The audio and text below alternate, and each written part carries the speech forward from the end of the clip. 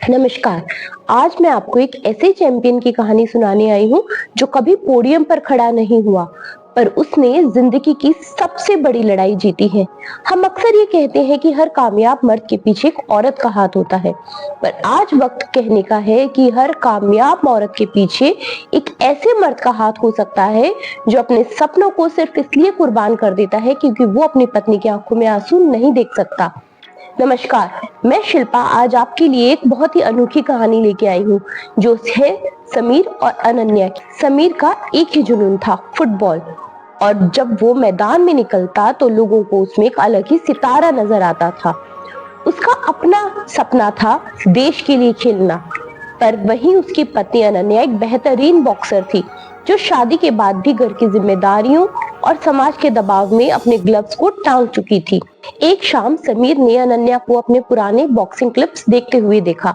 उसने महसूस किया कि अनन्या की आंखों में चमक गायब हो चुकी है। उस दिन समीर ने एक फैसला लिया। उसने अपने फुटबॉल क्लब की प्रैक्टिस छोड़ दी। समीर ने मुस्कुराकर अनन्या से कहा, जाओ, घर मैं संभालूंगा, तुम बॉक्सिंग रिंग संभालो। मेरी जीत अब गोल करने में नहीं, तुम्हारे नॉकआउट पंच में है।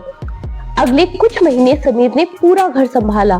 सुबह जल्दी उठता, अनन्या के लिए डाइट मील बनाता, बच्चे संभालता और घर की सफाई करता, और हर वो काम करता जो पहले अनन्या करती थी। लोग उस पर हंसते थे, कहते थे ये कैसा मर्द है जो घर पर बैठा है, पर समीर ने किसी की परवाह नहीं करी।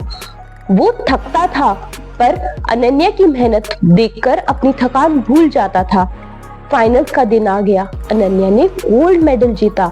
अनन्या अब देश की नेशनल चैंपियन बन गई थी। अब उसको नेम मिला, फेम मिला, स्पॉन्सर्स मिले और ढेर सारा पैसा मिला। पर समीर अब भी वहीं पुराने कपड़ों में घर के काम करता था। अनन्या की ट्रेनिंग शेड्यूल मैनेज करता था। एक रात समीर ने जब पूछा, अनन्या, कल तुम्हारे क्लब की पार्टी में जाना है, तुमने ड्रेस चूज कर ली? अनन्या ने अपने फोन से नजर हटाए बिना ठंडी आवाज में कहा, समीर, तुम रहने दो। वहां बड़े बड़े लोग होंगे, चैंपियंस होंगे, तुम वहां क्या करोगे जाके? तुम्हें तो घर की बातें और सब्जियों के दाम ही पता है। समीर सुन रह गया। उसने हंसकर टालना चाहा, अनन्या, मजाक अच्छा है। तभी अनन्या ने बोला, समीर, तुम मर्द हो, घर के चूल्हे चौके में खुश हो। पिछले 1 साल से तुमने 1 रुपया भी नहीं कमाया। आज लोग मुझसे पूछते हैं कि मेरा पति क्या करता है, तो मेरे पास सर झुकाने के अलावा और कोई जवाब नहीं होता। तुम सिर्फ मेरी कमाई पर पलने वाले एक डिपेंडेंट बन गए हो। समीर ने कहा, अनन्या, जब तुम रिंग में दुश्मनों के पंचेस खा रही थी तो मैं यहाँ घर में तुम्हारे लिए समाज के ताने खा रहा था। तुमने मेडल जीता क्योंकि तुम्हारा पूरा ध्यान सिर्फ बॉक्सिंग पर था।